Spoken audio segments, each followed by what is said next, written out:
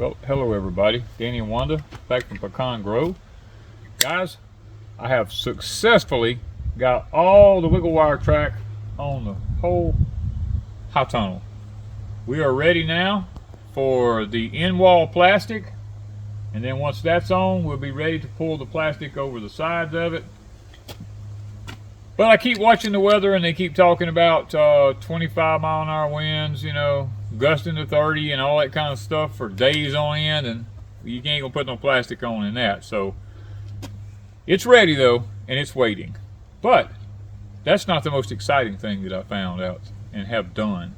So look here in front of me. You see all this hose wrapped up here? This has been mine and Wanda's life since we put this thing in here. We've had to pull water hoses and pull water hoses. Well, today my stuff came in from Amazon, and I want to show you what I've been busy doing today. Alright, with the help of my friend Chris, we got the water installed out here into the house tunnel with a freeze-proof faucet. We installed a manifold system on it here, or I did this today. I installed a manifold system on it.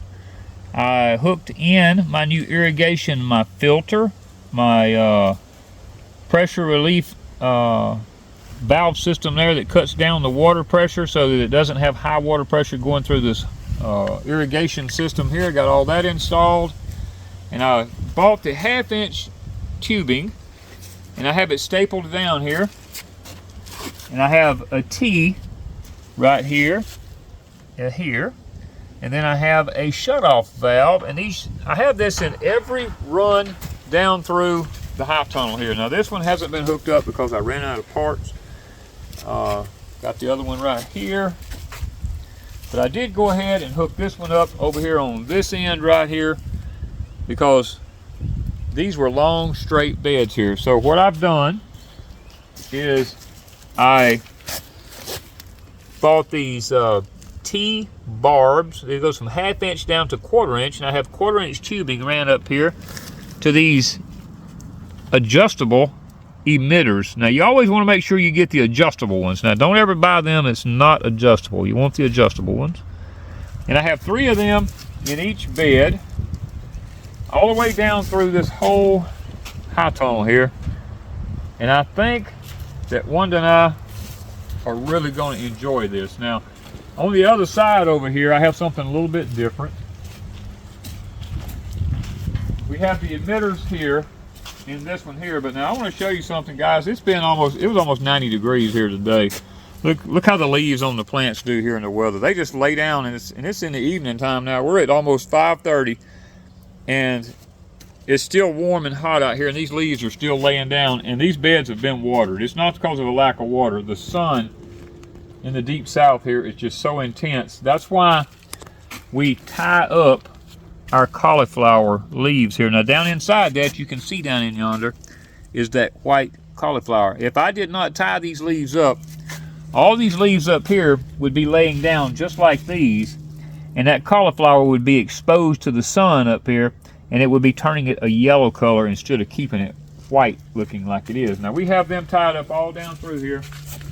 Now these emitters, let me show you what they do, I guess, before we go down to the other end.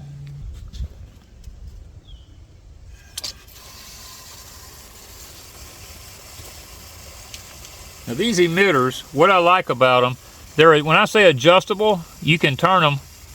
When you turn them, see, they turn completely off, or you can turn them up if you want them to go a small area, if you want them to go a little bit bigger area. And see, that just reaches the edge of the bed out here from one side to the other, and that's what I want. It reaches from here to here, and it covers a pretty good sized area in the bed, completely watering the beds. Very easy to come out and water.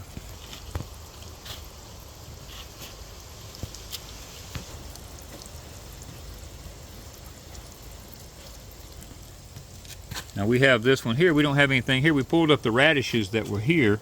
We left a couple of them because they're great insect deterrents for whatever we go to plant back. We'll make sure we do a companion for it. And here we have the sprinkler system set on Ms. Wanda's spinach. She just harvested it. That should help it to keep going. And then we have the one here set, and it's reaching all the peppers. Now you have to, sometimes you have to kind of figure out exactly where they fit best at. You have to keep moving them around. Like that fits a little bit better right there. Now when you get to the strawberries, you don't want water spraying all over the top of your leaves on your strawberries and starting disease. So what I have here is I have a little bit different system here. This is a different type of emitter system. This here, I'll pull one of them up here, I'll show you.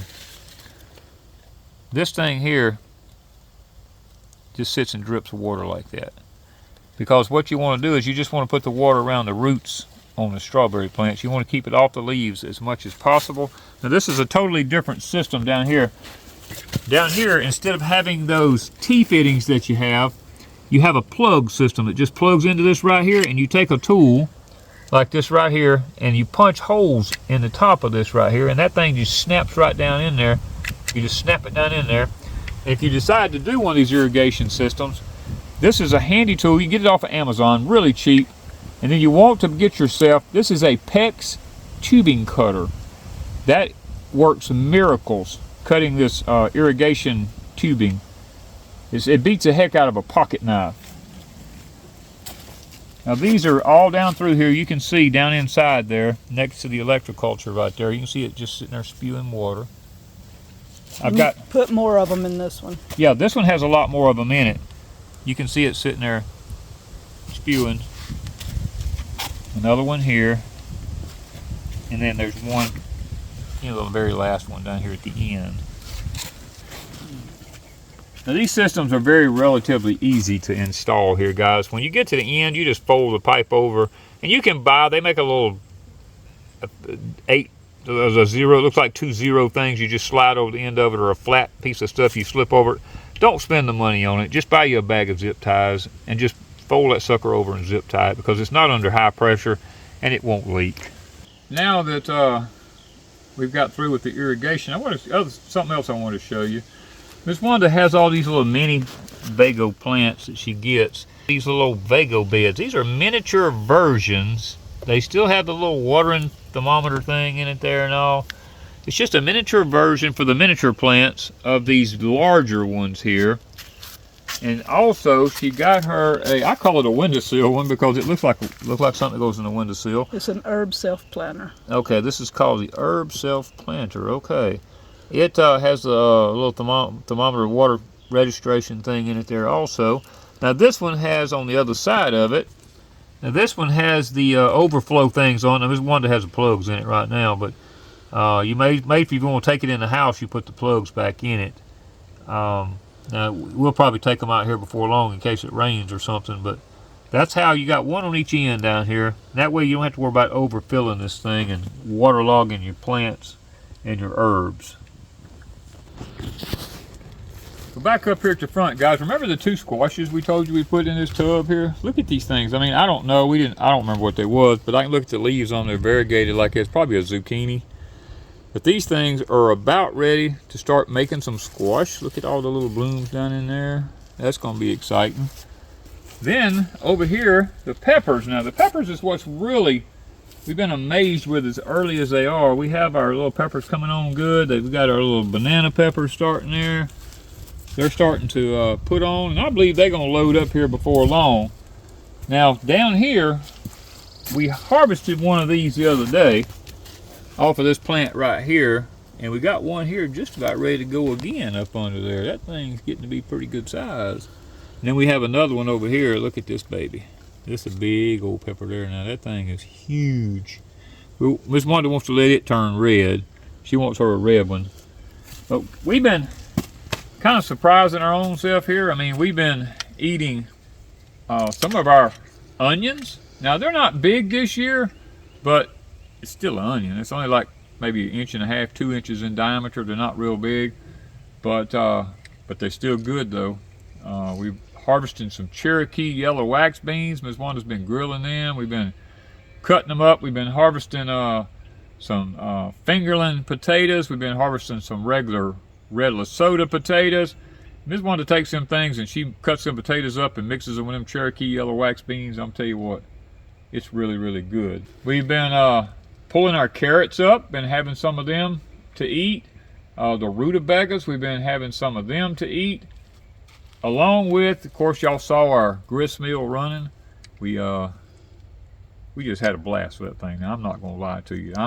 I'm excited about that. I don't even want to stop now. I just want to just keep it going every day. But I can't. I know I can't. I have to take everything off the cub because we're in the process of getting ready to cut our hay. We got to put the sickle bar more on there and keep it on there all, you know, as long as we need it for cutting all the hay we got, because we got a lot of hay to cut right now. And that grist mill, man, we've been having grits and cornbread and stuff like that. I'm going to tell you, Miss Wanda uses corn flour to cook with because of the gluten issues that we have. It's just amazing what you can do on a homestead when you just, you know, when you just put your mind to it. Now, you know, here we're in this high tunnel. It's not finished yet, but we're almost there. I got to put a couple of braces on the end down here. We got our braces in on this end finally. We've got it ready to go on this end. The other end's got to be done the same way. It won't take long to do that. But you know, that's the whole, you know, that's just the whole thing of having a place to grow your food out of the weather. That's what we're hoping to get done. We hope that the weather don't, you know, get to us here too bad before we're able to actually get the roof on this thing. Maybe before it gets hot. Before it gets any hotter. Let me say that it's already hot. It's at like 90-degree heat indexes right now.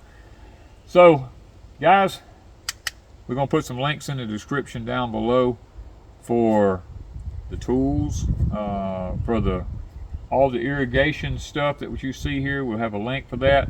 We're gonna have a link for all the Vego beds, for grower solutions, the high tunnels. I mean, we have an assortment of different companies that we've been working with, trying to figure out their products. I don't care what anybody says, hands down. If I'd have had these Vego beds years ago, I'd probably be growing twice the food that I grow now. Because this really, the irrigation system with the Vego beds, as I'm getting older, this takes a huge load off of me. And I'm going to put a timer on this over here where it waters it in the morning and it waters it in the afternoon for me, so that I can continue doing my work around the farm here. And once I get all the irrigation in, it'll just do it for me. I won't have to be worrying with it every day. And guys, I'm just excited because, you know, when you get older, things ain't as easy as they used to be, and you have to come to the realization that you're not a young person anymore, and you don't have all the energy and the stamina to just keep going from daylight to dark, and you don't have the strength that you used to have when you were younger. And gardening can become a chore, and that's the last thing that Wanda and I want, is for our garden to become a chore or a burden to us. We want it to be as easy and as simple as we can make it, so that when we come out here, it can be a joy to us rather than a burden to us. Because providing your own food should be a joy. It shouldn't even be called work. And we don't look at gardening as work. We look at it as a necessity of life, and if we can make it where we can enjoy it, then it becomes a joy for us, and we can be happy. Like it says in, if I can remember correctly, Psalms 128, I believe. You can go check it out. Psalms 128. Happy is the man who grows what he eats. Thank you guys from Pecan Grove.